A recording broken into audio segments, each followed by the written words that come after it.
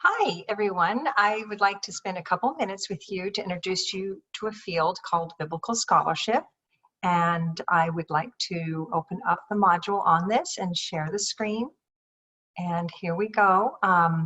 So what you see here for Lesson Plan 10 is an introduction to a field called biblical scholarship, which a lot of you may not be familiar with or even have heard of. And you're kind of maybe thinking, that as you read the Hebrew scriptures, as the stories are told, they're just taken at face value. But there's an entire field that developed about 200 years ago. A lot of people place its roots back to Germany. And this is a field that investigates, the difference between what people believe and historically what we can verify. And so this field of biblical scholarship is something that's been around for a long time. It's taught at the major universities. And these major universities, if you're going to be taking classes in the area of religion and you're going to be taking, let's say, New Testament studies or Hebrew scripture studies, or it could be any actual religious approach. It could be you're taking a class on Hinduism or Buddhism. You're going to be studying it from the academic scholarly viewpoint, and biblical studies is certainly taught at these major universities. So for instance, if you're at UC Santa Barbara, where I got my degree, those classes aren't taught purely the belief system. They are taught academically. And so if you're taking classes at UC Berkeley, and they have a whole program up there called, especially a graduate program called Graduate Theological Union, where you're taking classes at Harvard, or you're taking classes at Yale, any major university is going to be teaching biblical scholarship as part of their, any major university that studies religious studies, will be teaching it as part of their discipline. So this is something that I think you should be familiar with. I shouldn't teach a world religious class without at least exposing it to you. And it may be your only time in your life you have exposure to this. And if you have a very strong, very conservative religious faith in, let's say, Judeo-Christianity, and you don't feel comfortable with this, I deeply apologize. It's only just an exposure, just part of the educational process. And then you may never study it again. So at least one time in your life, you could say, yes, I investigated it purely academically for one lesson plan. So that's kind of where we're aiming for. So this is my caveat. It's my little disclaimer, my warning here, saying it's not meant to offend anybody. It's really saying at least once in your life, studying biblical scholarship would probably be a good thing just to know it's out there, that it's not always taught maybe from the believer's perspective. It's also that academic. Having taken this class for how long you have, you've already been exposed to biblical, it's not biblical scholarship, but the academic study of religion with the other religions, but you may not have been sensitive to it. So for instance, when we're studying Sikhism and we're saying it's part of the Sant tradition, that's a sensitive topic for Sikhs. If you're studying Buddhism and you're talking about Mara as being, a psychological part of his own, shadow self, that could be a challenge if you're taking it literally, like there really was a Mara. So we've been doing it all semester, or when we're talking about, for instance, sometimes when we study Chinese religions and we talk about the founder of Taoism, we say Lao Tzu wasn't historical, or we say Krishna wasn't historical. These are challenges, but if you're not from those traditions, you're not sensitive, you're not aware of that. The point I'm making is that now you're going to become aware of it, because we're getting to possibly your own background. Very often students at Mount SAC have this background, so that's why I'm just doing the majority have that. But we call it Judeo-Christianity. We blend those together, because Christianity is founded on a lot of the claims connected to the stories in Judaism. And so just being aware that, for instance, and I mentioned here, like in Jainism, the 24 Tirthankaras, that academically we said that most likely only the last 2 might have been historical. And I just discredited 22 of them. But it wasn't my job to discredit. It was my job to say, we don't have any evidence for when you're going back millions of years claiming there was a Tirthankara then.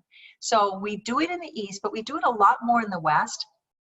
This kind of reinvestigation of the history. And the reason why is because the West makes a lot of historical claims. The East sometimes does, and when it does, we certainly evaluate it as such.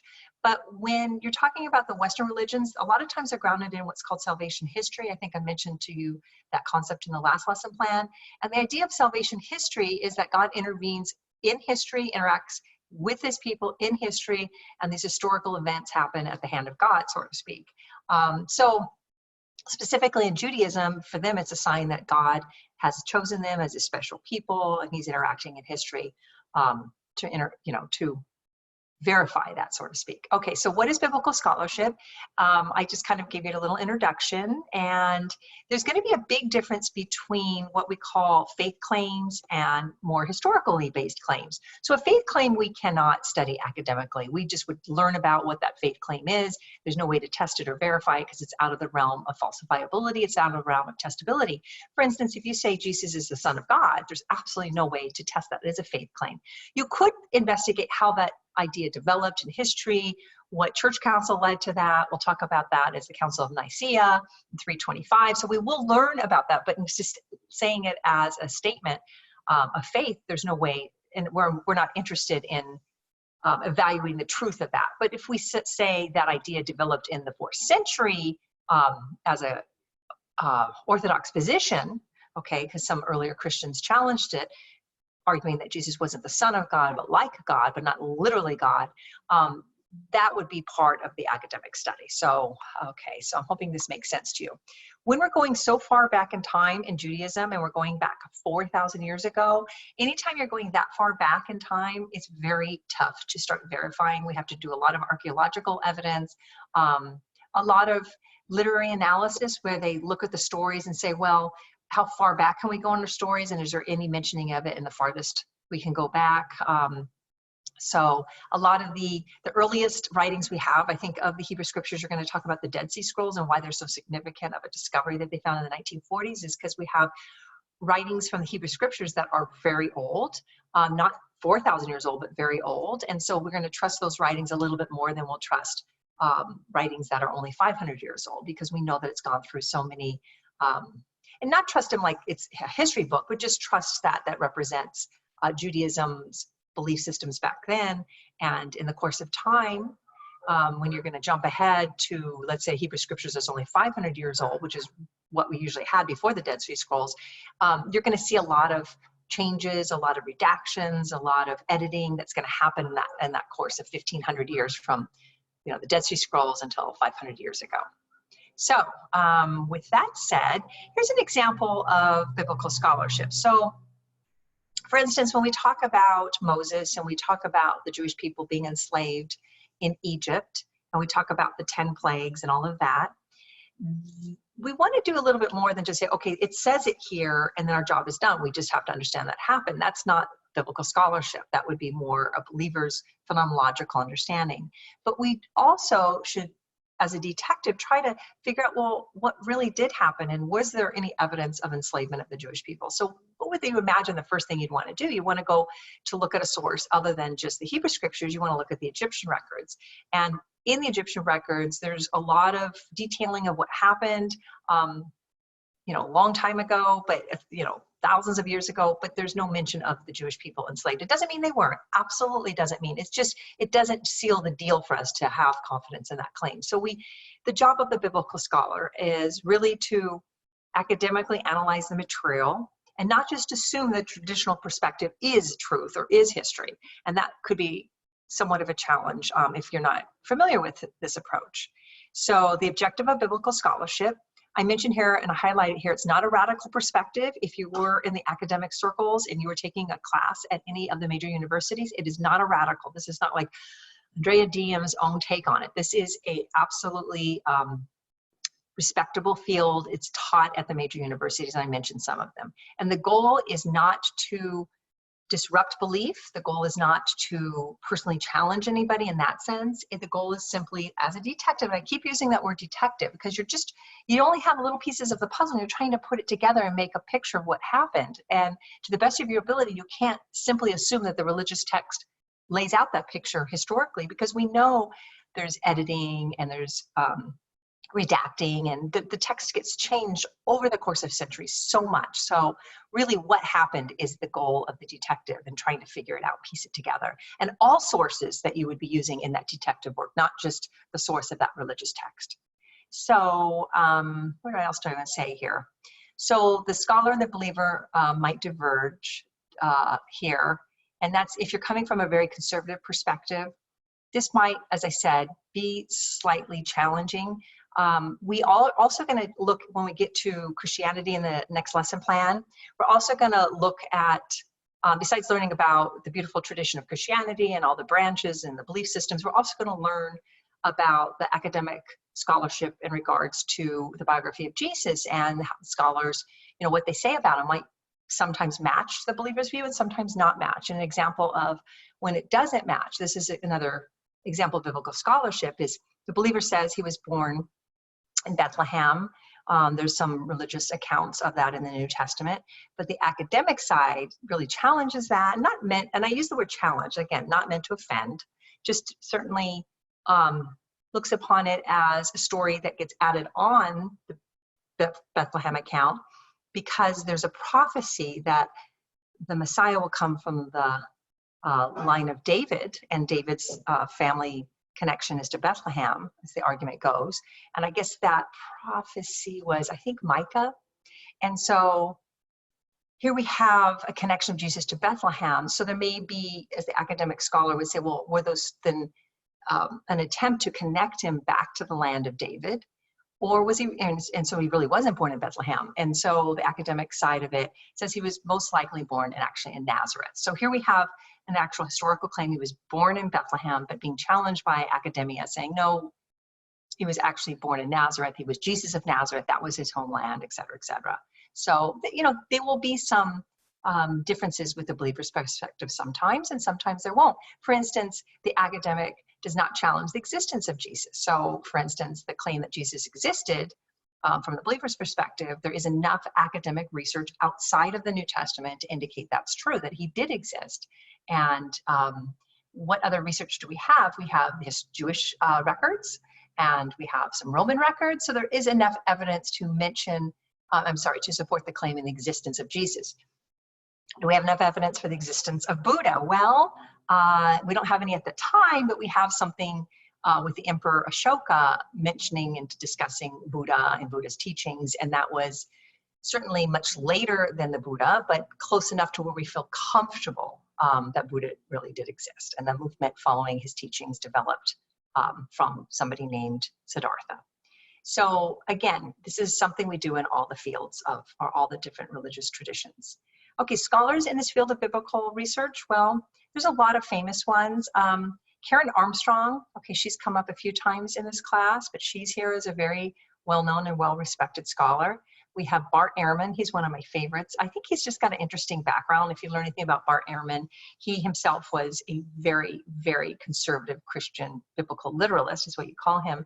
He went to university at a biblical college, not an academic one, just very much a believer's one. And then he switched kind of gears, and he himself declares himself today currently an agnostic, and he studies it truly as a historian and an academic. Karen Armstrong had a kind of similar background in that sense. She was a Catholic nun who switched gears and went into academia. And another one, when we study Christianity and we learn about the life of Jesus, we're going to look at the biblical scholar Crossan. Do I have his name here? I do. His name is John D. Crossan, and he was a Catholic priest who switched and went to the academic perspective. And it's not like, sometimes you can have a believer and stay a believer and be an academic scholar. So there's not necessarily you have to switch out and become a non-believer. It's just that's fascinating that those three characters fit into that category of being very strong believers and then going into academia and no longer being the traditional believer's perspective. So that sometimes can happen as the more you study something, the more you're engaged in the study, you see it in a new light or a new perspective. Okay, and why is there a different approach than the East? I think I already tackled that, but the East makes a lot less historical claims, though they are there. A lot of it's grounded more in philosophy and mythology, which are out of the realm of historical inspection. So what else do I want to say? And then I've already covered all of that. We've already done it with other religions. I mentioned that. So I want to point out a few things to you. One, I have here a Yale lecture, and it's done by, I think her name is Christina Hayes, and she does a great job where it's like a 30-minute presentation, but I'm only asking you to watch the last 15 minutes. So you started at the 15-minute mark, and she walks you through 5 misconceptions of the Hebrew Scriptures. And it's just kind of very insightful. It's old school lecture where she's using a chalkboard, but she's giving it at Yale, but it's just a really very good presentation. She talks about how the Hebrew Scriptures is not a child's book. There's a lot of stories here that shows you know, the trials and tribulations of the human condition. There's stories of war, there's stories of rape, there's stories of pillage, there's stories of revenge, there's stories of love, there's stories of commitment. It's just a mixed bag, but it's not a children's book. So that would be an example of one of the misconceptions she talks about. Okay, required reading and required films. I have material there for you. But before I close out, I'm just introducing you to, well, maybe I'll click on the required reading for a second. So I have 3 here. Okay, this is probably important here. What is biblical scholarship? It's like kind of like a 1.5 page, just really explaining to you what biblical scholarship's about. This is a very short article. It's Time Magazine article, and it was published a few years ago, actually 6 years ago, 2014.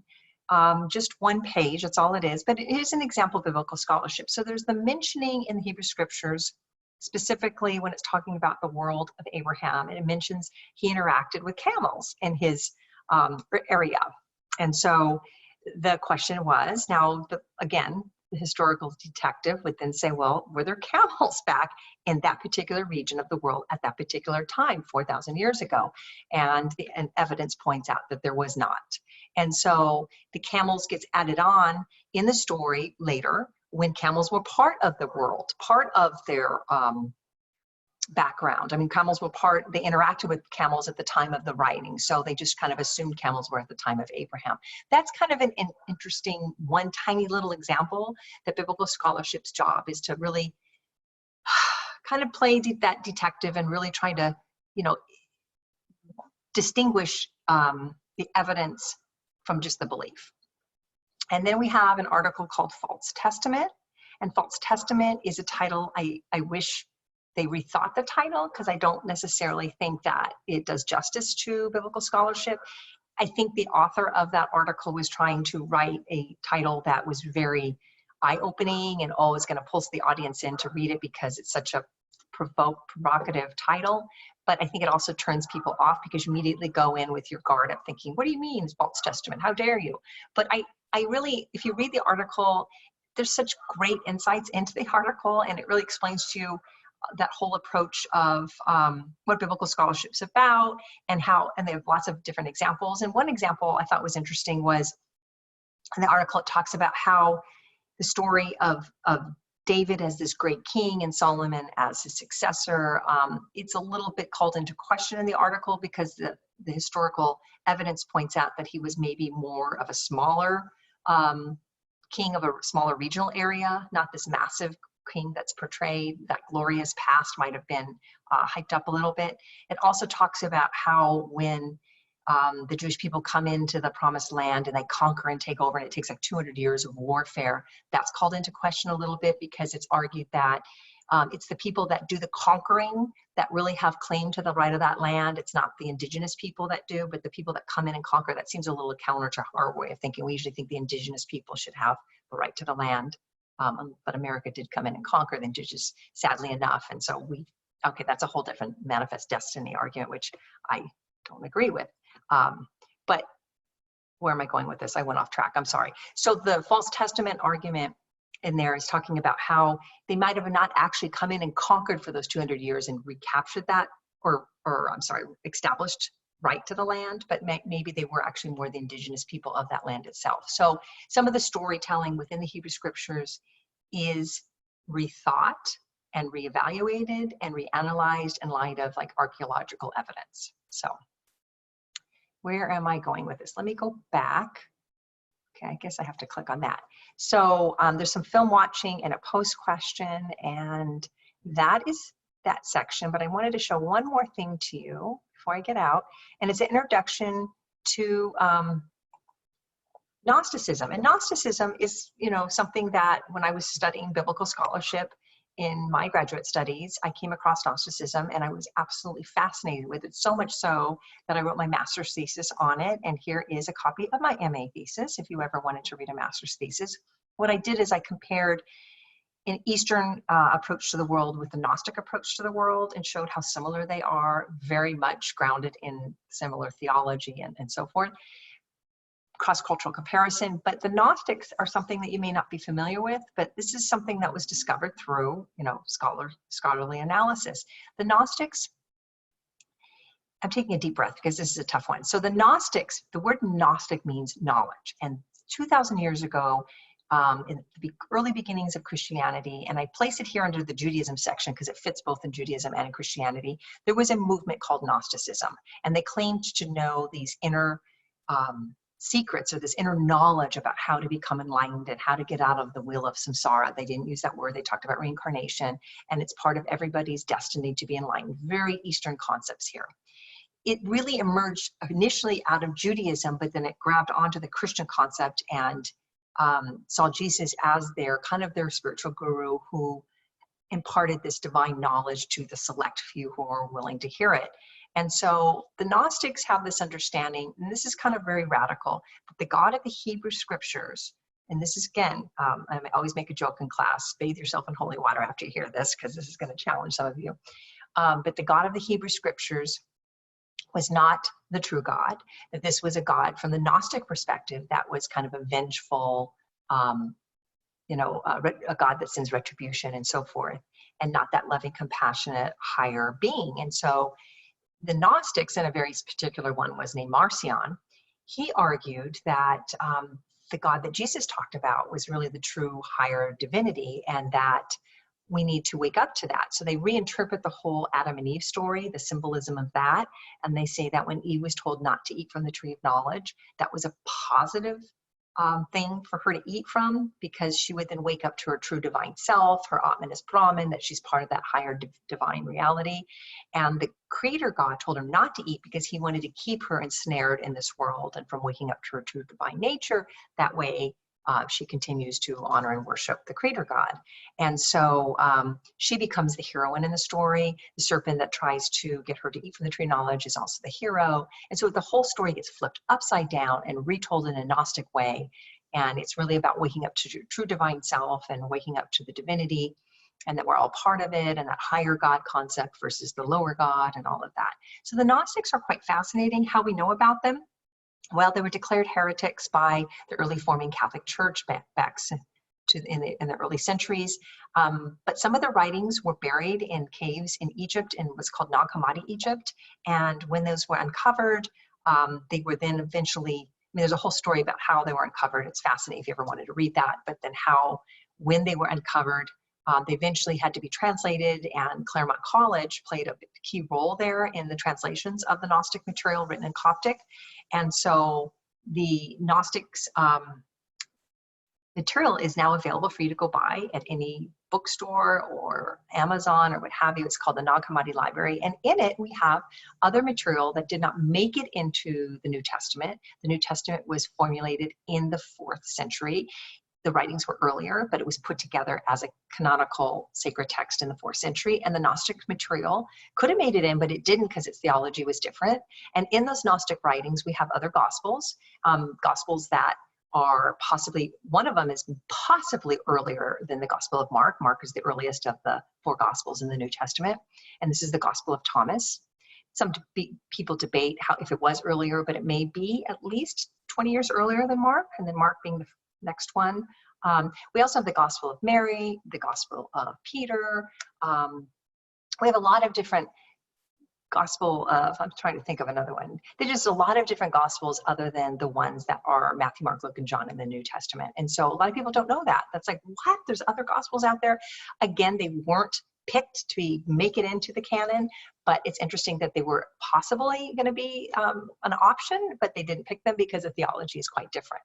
So where am I going with that?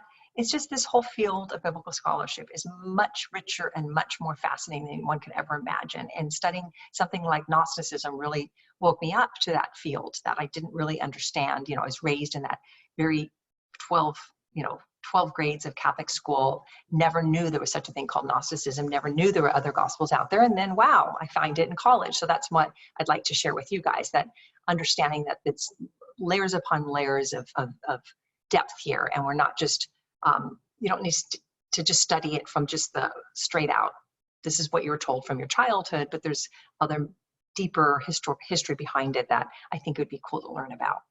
At least one time in your life, let's just say that. Okay, that's my presentation, I'm done. I did a lot of sharing there. So let's stop share.